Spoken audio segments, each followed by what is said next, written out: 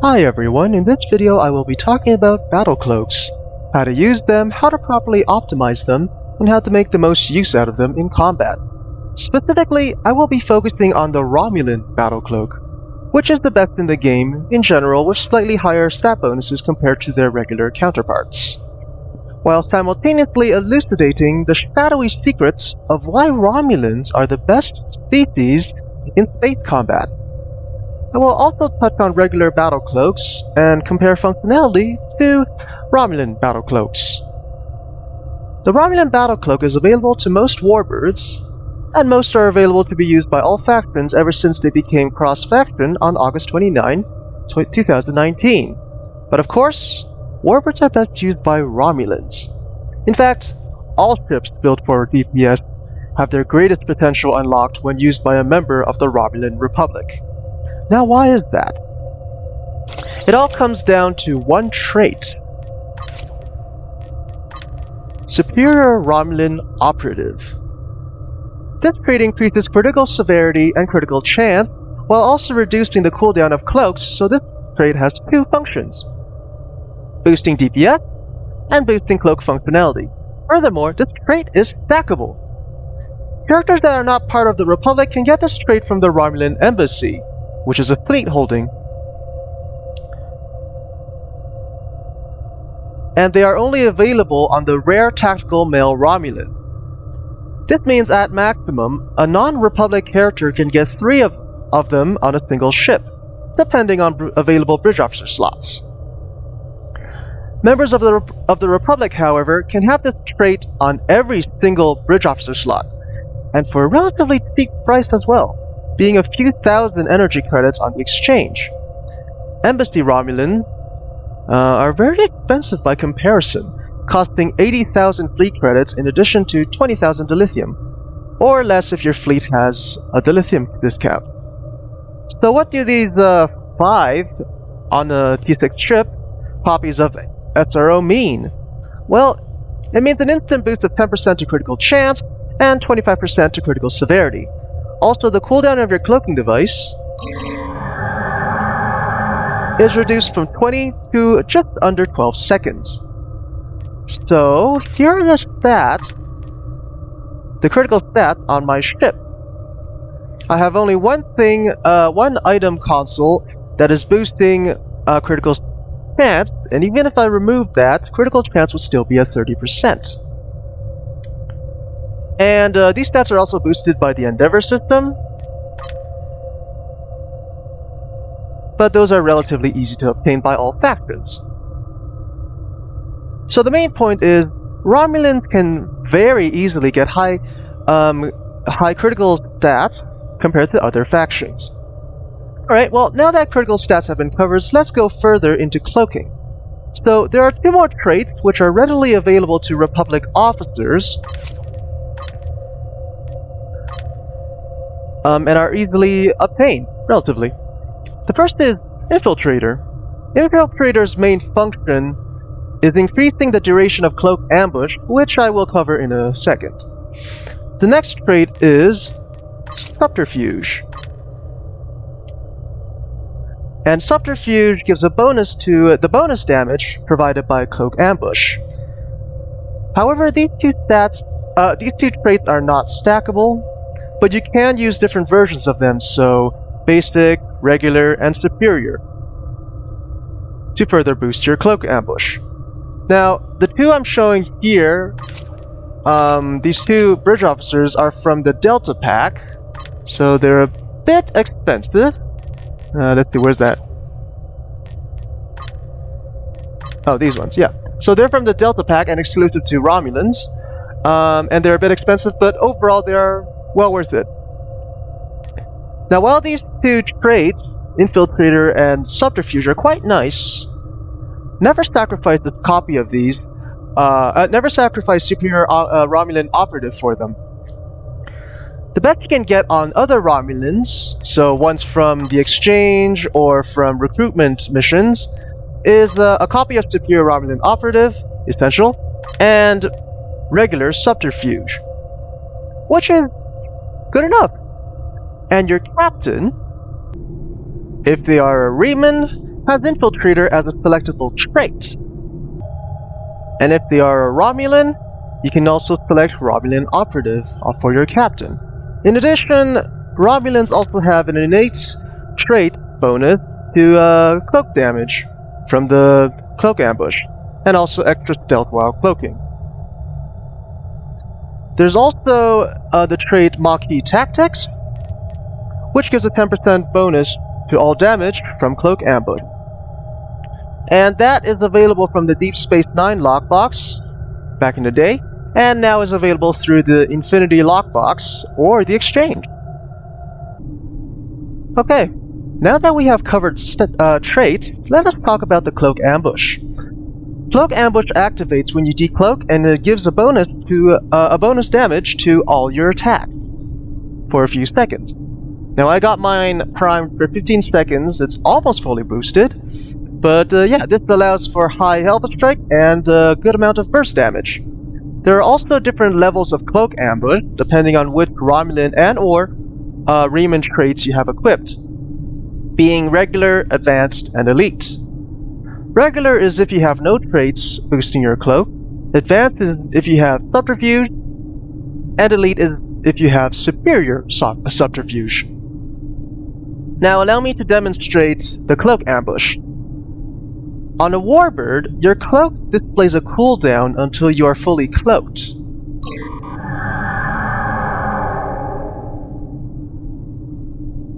Of 5 seconds. And you can get the Cloak Ambush without fully cloaking. At a maximum of 2 seconds remaining, you can decloak and get the bonus. So first let me just demonstrate the stat bonus on my cannons, and then I will show you how to activate it with the 2 seconds remaining. So right now, my advanced dual heavy temporal defense chronoton cannons are at 2,593.3 DPS. Once I decloak, it increases to 3,509.2. Okay, so after waiting for this cloak to cool down very quickly, I'm gonna decloak and cloak and decloak at 2 seconds, and we'll see the stat bonus again.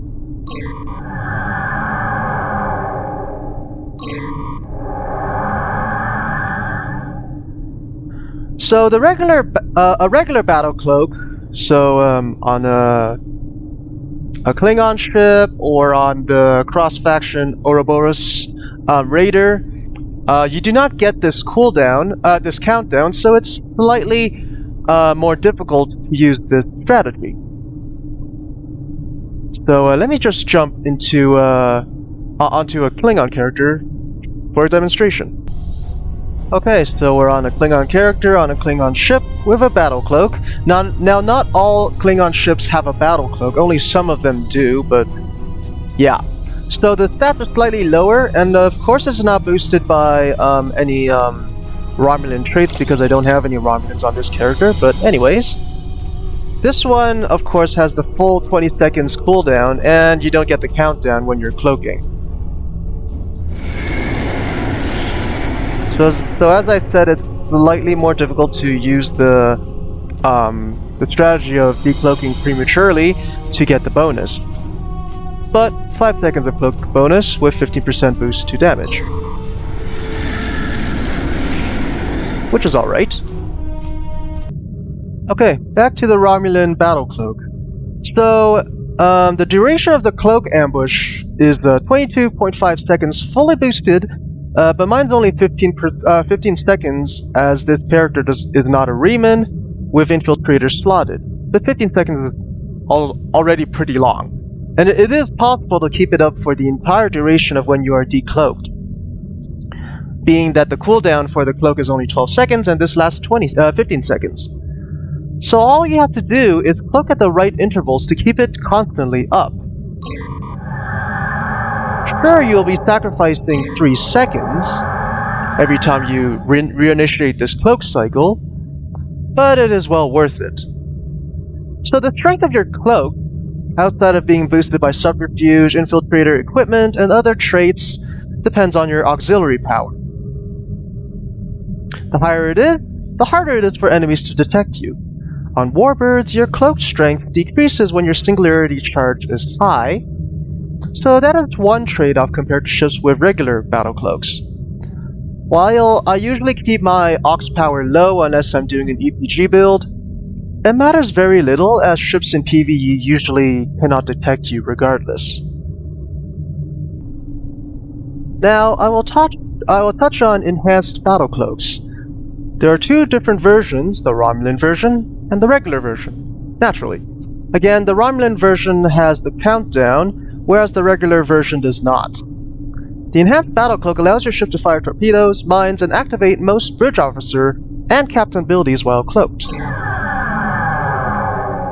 That has a slightly cooler sound, in my opinion. So firing torpedoes and certain abilities, such as Gravity Well, will reveal you momentarily to enemies, leaving you vulnerable, but dropping mines keeps you unseen.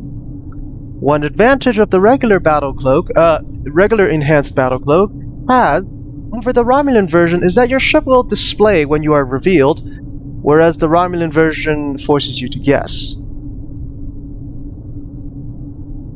And they have slightly different stat bonuses, but the Romulan version is slightly stronger. Again, just like the Romulan Battle Cloak and the regular Battle Cloak. So finally, some, especially Federation players, may ask, why have a Battle Cloak at all? Aside from the amazing cloak ambush, there are some other benefits as well. It is a pretty good escape tactic. Is your hull low or you're out of fuels? Do you suddenly need to leave combat for whatever reason? Time your cloak and disappear. If you're like me and you do a lot of multitasking, the cloak also allows you to take a quick break if needed. Of course, do not do that when playing group content as your teammates need you. So, a quick summary of what I covered. The Romulan Battle Cloak is best used by a Romulan thanks to all the trait combinations available exclusively to the Romulan Republic. Second, if you have a DPS build or plan to make one, do it on a Romulan character, or a member of the Republic, mostly due to the superior Romulan Operative trait. Whoops. Of course, if your ship is exclusive to your factions, such as the Kelvin Timeline Intel Dreadnought, being exclusive to the Federation, you will have to fly it on a character of that faction. Which is too bad. Alright, well, that's the end of this video. I hope you found it enjoyable and informative. Thanks for watching! Please subscribe and ring the notification bell to be notified of future videos to help out this channel. I also have a Patreon now, link in the description, if you want to support me that way. I will also drop a link to the list of ships available, a list of ships with cloaks in there. And, yeah, have fun with your battle cloaks. I wish you all success. Bye!